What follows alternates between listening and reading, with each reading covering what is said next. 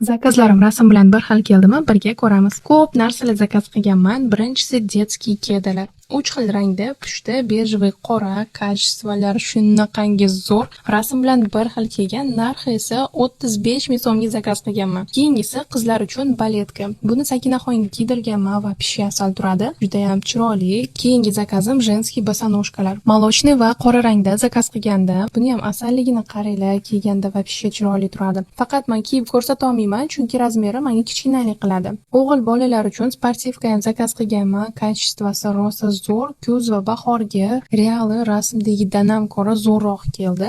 Buni atiga 63 ming so'mga zakaz qilganman. Keyingisi yana bitta o'g'il bolalarga sportivka. Buni ham reali juda ham chiroyli, stilli narsa ekan. Materiali ham вообще zo'r. Va oxirgisi детский ветровка. Shu bilan raspakovkamiz tugadi. Video sizga yoqqan bo'lsa, like bosib, menga obuna bo'lib qo'ying. Profilimda juda ham ko'p raspakovkalar topasiz.